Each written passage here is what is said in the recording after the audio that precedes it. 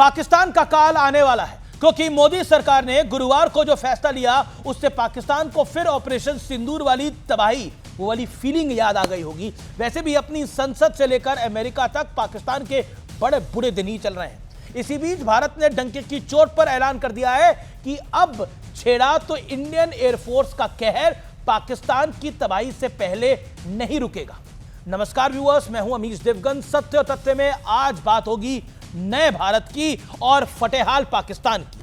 भारत ने इस साल रक्षा बजट में काफी बड़ा इजाफा किया है। पाकिस्तानियों के माथे पर तो इस घोषणा के बाद ही इसलिए पसीने आ रहे हैं क्योंकि ना जाने भारत इतने बजट से क्या क्या तकनीक डेवलप कर डालेगा, क्या क्या खरीद लेगा। और 11 दिनों के अंदर ही पाकिस्तान को वो खबर भी मिल ही चुकी है, जिसकी वजह से सारे जिहादी निश्चित तौर पर कांप रहे हैं। क्यों कांप रहे हैं समझाता हूं।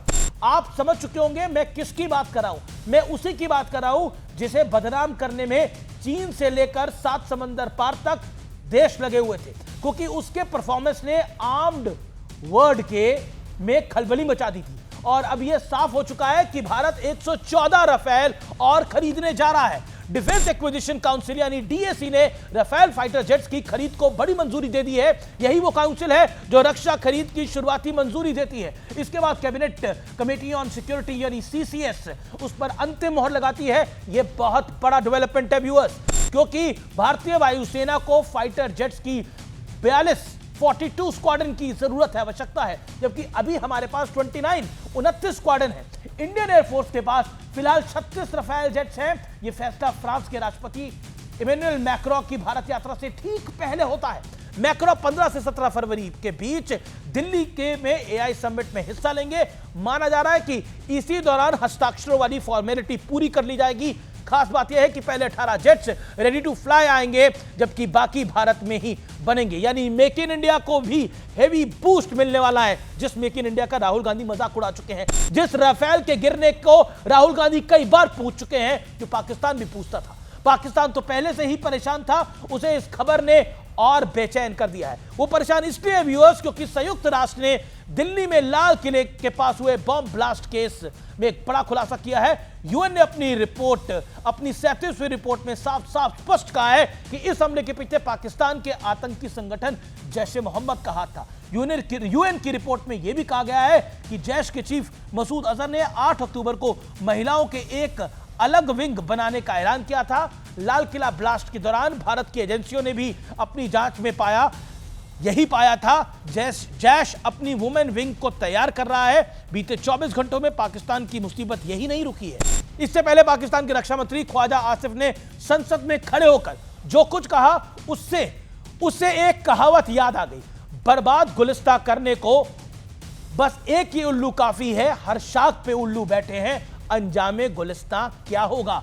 ख्वाजा आसिफ ने क्या कहा उसे आप खुद ही सुनिए। आनंद ना आए तो कहिएगा और मुझे पकड़िएगा। लैंडमार्क तकरीर है उसकी, और वो किस तरह एक टिश्यू पेपर की तरह, टिश्यू पेपर तो फिर भी टॉयलेट पेपर की तरह हमें छोड़ गई यहां पे।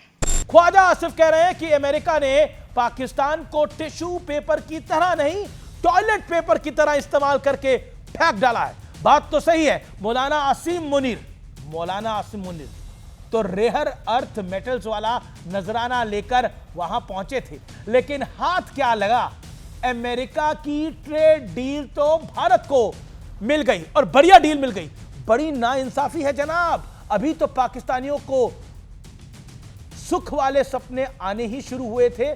किसी ने सोचा नहीं होगा कि उनका सपना इतनी बुरी तरह से चकनाचूर हो जाएगा, टूट जाएगा। और अब तो नए नवेले राफेल की दहाड़ उन्हें और कंपाने वाली है। लेकिन इंटरेस्टिंग बात यह है कि पाकिस्तान तो क्रिकेट में भी यूटर्न ले रहा है, बेइज्जती छह रहा है, थूक के चाट रहा है। चलिए, ये तो पाकिस्तान की पुरानी आदत है, आदत से कोई नहीं बदलता। पाकिस्तान की जब से जन्म हुआ है तब से थूक के चाटने की आदत आज तक नहीं बदली। चलिए, उनको नमस्कार। और उनका हो गया है कल्याण। कल्याण कौन सा वाला समझ गए होंगे।